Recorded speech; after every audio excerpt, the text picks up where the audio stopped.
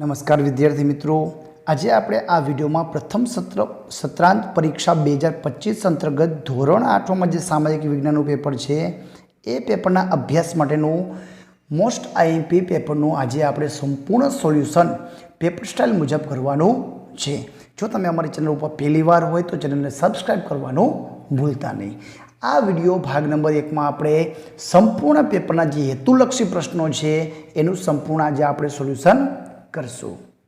प्रश्न नंबर 1 में आपेलू है अ नीचे आपेला विकल्पों में साचो विकल्प शोधीने जवाब लखो। नंबर 1, भारतना आवनार यूरोपियन प्रजा पैकी कई प्रजा सागरना स्वामी तरीके ओळखाता तो जवाब आवशे पोर्टुगीज। नंबर 2, 1613 में अंग्रेजोए कया शहर में पोतानी प्रथम कोठीनी स्थापना करी हती? जवाब आवशे सूरत। अंग्रेजोनी वसाहत फोर्ट विलियम आज कया नामे ओळखाय? तो जवाब आवशे कोलकाता। प्लासीना युद्ध पछी कयो विस्तार अंग्रेजोना अधिकार में आवी गयो? जवाब आवशे बंगाळ। आगळ जोईए प्रश्न नंबर 2 में आपणे पूछायेलू छे प्लासीन टूंक में उत्तर आपो। प्लासीनु युद्ध कोनी कोनी वच्चे थयुं? शुं परिणाम आव्युं? तो प्लासीनु युद्ध छे 23 जून 1757 में अंग्रेजों और श्रीराज उद्दोला वच्चे थयुं, जेमां अंग्रेजोनी जीत थई। भारत में वेपार माटे कई कई यूरोपियन प्रजा आवी हती? तो पोर्टुगीज, डच, डेनिश, अंग्रेजों और फ्रेंचो आ बधी ज यूरोपियन प्रजा भारत में आवी हती। प्रश्न नंबर 2 में छे नीचेना प्रश्नों टूंक में उत्तर आपो। बिरसा मुंडाना जन आंदोलन में जनजाति ने करेल हाकल तमारा शब्द में वर्णवो। बिरसा मुंडाए लोकोने शुं समजाव्युं हतुं कि जेथी करीने ए लोकोनुं जीवन सारूं बने? तो ए तमारा शब्द में लखवानुं छे। अंग्रेजोए भारत में क्या क्या पाकोनुं वावेतर पोतानी मरजी मुजब करावता हता? तो कपास, काचू रेशम, अफीण अने मरीनुं वावेतर पोतानी रीते करावता हता। प्रश्न नंबर 3 आपेलो छे 1-2 वाक्य में जवाब आपो। झारखंड राज्य में कई जनजातिना समूहों रेशमना कीड़ा पाड़ता हता? तो जवाब आवशे संथाल। मित्रों तमने अहीं टूंक में जवाब आपेलो छे पण तमारे पूरा वाक्य में जवाब लखवाना छे। बिरसा मुंडा द्वारा अंग्रेजों सामे कई चळवळ चलावाई हती? तो उल गुलान चळवळ चलावाई हती। आदिवासी जनजाति समूहों कया 2 प्रकारनी खेती माटे संकळायेला हता? तो स्थायी अने स्थळांतरित एटले के झूम खेती साथे संकळायेला हता। ब्रिटिश शासन दरमियान जनजाति समूहोनी कोईपण 2 प्रवृत्ति तमारा शब्द में लखो। विद्यार्थी मित्रों आ जो तमने प्रश्न आवड़तो होय तो मने कॉमेंट में जरूरथी जवाब आपजो। प्रश्न नंबर 4 अ मां छे मने ओळखो। मैं भारतना खालसा नीतिनी अमल में मूकी हती? तो भारत में खालसा नीति शुरुआत करनार हतुं डेलाहुसी। हूँ 1857 स्वातंत्र्य संग्राम में मुख्य केन्द्र बन्यूं? जवाब आवशे दिल्ली। मैं झांसी ने खालसा थतुं बचाववा अंग्रेजों सामे संग्राम कर्यो? तो झांसीनी राणी लक्ष्मीबाई। अहींया तमारे लक्ष्मीबाई लखवानुं छे। चौथो आपेलो छे एनफील्ड राइफल में कारतूस पर अमारी चरबी लगावी होवानी सैनिकों ने शंका हती? तो एमां गाय अने डुक्करनी चरबी लगावानी शंका हती। प्रश्न 2 में आपने वर्णनात्मक प्रश्नों एटले के मोटा सविस्तर प्रश्नों आपेला छे। विद्यार्थी मित्रों जेनुं सोल्यूशन आपणे भाग नंबर 2 में विडियो में करशुं। प्रश्नों अहीं आपेला छे तो अभ्यास करी लेजो। कया कया प्रश्न छे आपणे जोई लईए। 1857 स्वातंत्र्य संग्राम निष्फळताना कारणों, ब्रिटिश सेना भारतीय सैनिकों साथे करवामां आवतो भेदभाव ने अंग्रेजों भारत ने कई रीते आर्थिक पायमाल कर्युं ए तमारा शब्द में लखवानुं छे। आगळ जोईए प्रश्न नंबर 5 में आपेलू छे खाली जग्या पूरो। पहेलुं छे गुजरातनी सौप्रथम कापड़नी मिल अमदावाद में खाली जग्याए शरू करी? तो जवाब आवशे रणछोडलाल छोटालाल।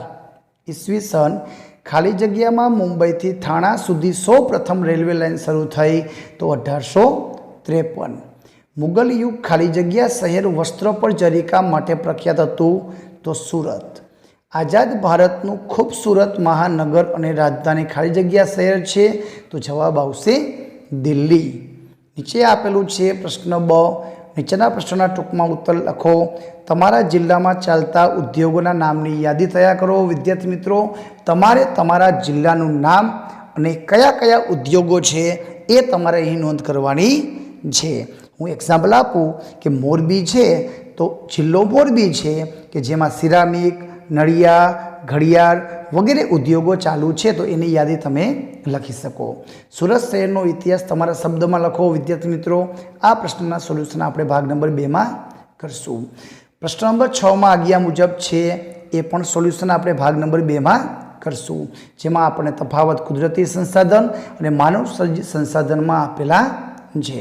પ્રશ્ન 2માં એક વિકલ્પ પૂછાયેલો છે કે નીચેના સંસાધનમાં સર્વસુલભ સંસાધન અને વિરલ સંસાધનમાં વર્ગીકરણ કરો। તો અહીં ઓક્સિજન છે અને નાઇટ્રોજન છે એ સર્વસુલભમાં આવશે, અને કોલસો છે અને ખનિજ તેલ છે એ વિરલ સંસાધનમાં આવશે। એના પછી પ્રશ્ન નંબર 7માં છે નીચેના વિધાનો ખરા છે કે ખોટા તે જણાવવાના છે। પહેલું છે પોતાની જાતે ઉગનારી વનસ્પતિ જેમાં વેલા, છોડવા અને વૃક્ષનો સમાવેશ થાય તે વનસ્પતિને કુદરતી વનસ્પતિ કહેવાય, તો સાચું આવશે। સમગ્ર વિશ્વમાં જવલ્લે એટલે ભાગ્યે જ એક કે બે જ જગ્યાએ મળી આવતા ખનિજોને એકલ સંસાધન કહેવાય, તો સાચું। મકાન, સડક, પુલો વગેરે કુદરતી સંસાધન છે, ખોટું, માનવ સર્જિત છે। રણ પ્રદેશ, પર્વતો તેમજ ગાઢ જંગલોમાં વસ્તીની ગીચતા વધુ હોય, ખોટું, ત્યાં વસ્તી ગીચતા ઓછી હોય। અને જળ એ જીવન છે, તો એ આવશે સાચું। તો આ રીતના જવાબ લખવાના છે। પ્રશ્ન નંબર 8માં આપેલું છે માગ્યા મુજબ જવાબ આપો, જેમાં આપણે દુનિયાના રેખાંકિત નકશામાં ખનિજ તેલના ઉત્પાદનના 2 ક્ષેત્રોના નામ સાથે દર્શાવો અને કોલસો ઉત્પાદનના 2 ક્ષેત્રો માત્ર સંજ્ઞા સાથે દર્શાવો। તો વિદ્યાર્થી મિત્રો, આ પ્રશ્નનું સોલ્યુશન આપણે આ વિડીયોના અંતમાં નકશો સમજશું। પ્રશ્ન નંબર 2 આપેલું છે માગ્યા મુજબ ખનિજોના નામ લખો। ધાતુમય, તો એમાં સોનું, ચાંદી, તાંબુ, જસત, એલ્યુમિનિયમ। અને ઉર્જાના બિન પરંપરાગત સ્ત્રોતમાં સૌર ઉર્જા, પવન ઉર્જા અને ભરતી ઉર્જા।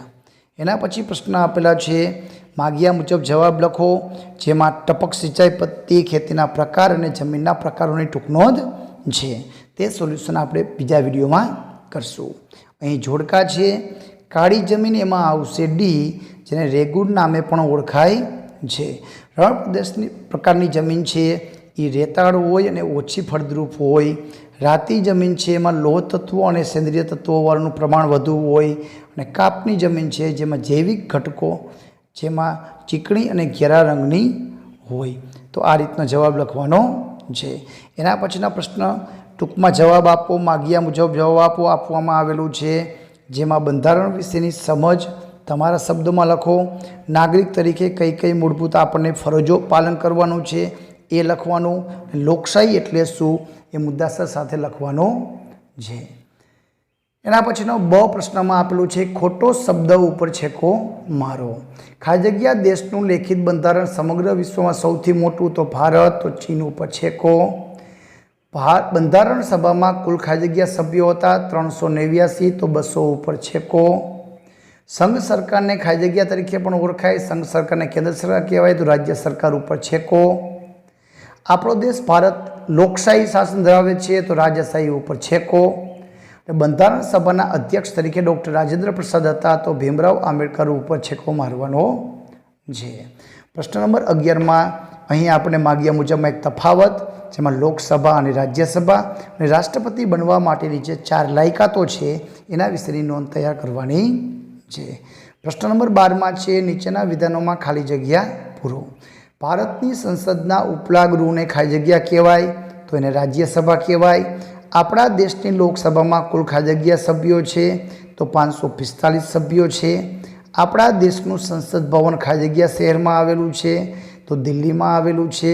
રાષ્ટ્રપતિ બનવા માટે ખાલી જગ્યા વર્ષની ઉંમર જોઈએ તો 35 વર્ષથી વધુ ઉંમર જોઈએ। તો આ હતું ખાલી જગ્યા।